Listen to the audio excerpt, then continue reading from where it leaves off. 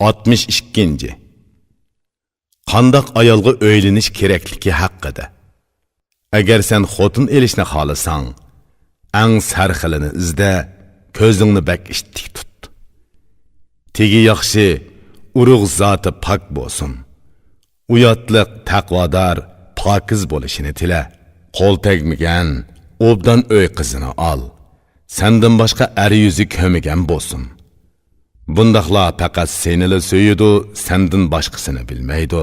Yaramaz yoki nomuvofiq qiliqlarni qilmaydi. Xotin olsang, o'zingdan tovanni ol. Yuqori tabaqaga yiqinlashma. Tutqun bo'lib qolasan. Tajribali kishi nima deydi angla. Tajribali kishining ishi pishiq bo'ladi. Xotin olsang, o'zingdan tovan, xulq to'g'risini ol. Shu chaqda kunlaring shodlik ichida o'tadi. Chiroyining ko'rkamligini izdama, qiliqining yaxshiligini izda. Xuy payli yaxshi bo'lsa, seni ro'naq topqizadi. Xotin amma olsang o'zingga munosib bo'lganini ol. Taqvodorni ol, ey erlarning mardi.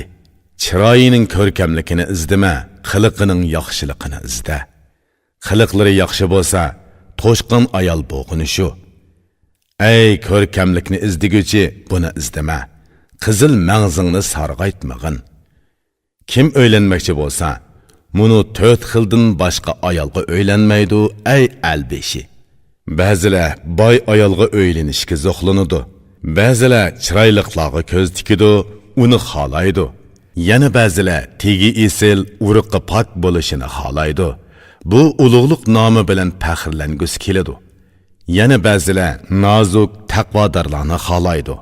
Undaqlarga erishsa, darhol o'zini beg'ishlaydi. Bulardan eng afzalini sana aytib beray. Xotin elish to'g'ri kelsa, buni qo'liqingda tut. Ey xotin tanlashda boyni xohlig'uchi, sen uningga qul bo'p qolmag'in, ey bilimlik inson. Ko'ngli boyliqqa maftun bo'lib, tilini uzartidi. Uning xohlagan narsasini ep berishga to'g'ri keladi. Ey chiroyliqni xohlig'uchi yaxshi kishi. Xotinning chiroyligini izdama, xalqqa masxara bo'lasan. Ayolning chiroyligini hamma odam yaxshi ko'radi. Uni Xudoning fazilatila qo'g'dab qala oladi.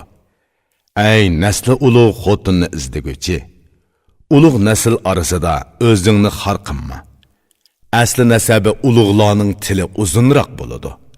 Bunda xotinga qul bo'lib qolma. Ey nozuk, taqvodor xotinni izdiguvchi baksoda. Bundaqlarga erishsang, ashu 4 narsaga tugal erishgan bo'lasan. Agar yaxshi taqvodor xotinga erishsang, paytni qo'ldan bermay, uni ol, ey yaxshi kishi. Boy bo'lishni xohlasang, u mol dunyoni yig'ib beradi, seni beytidi, yuzingni yo'riq qiladi. Qiliqlari to'g'ri bo'lsa, go'zal ko'rinadi. Ayolning go'zalligi uning qiliqlaridir, buni bilganlar biladi. Ayol taqvodor, pok bo'lsa, esil bo'ladi. Heliqi 3 narsami uningda jam bo'lgan bo'ladi, ey qudratlik. Ey dana, sen taqvodor ayolni izda.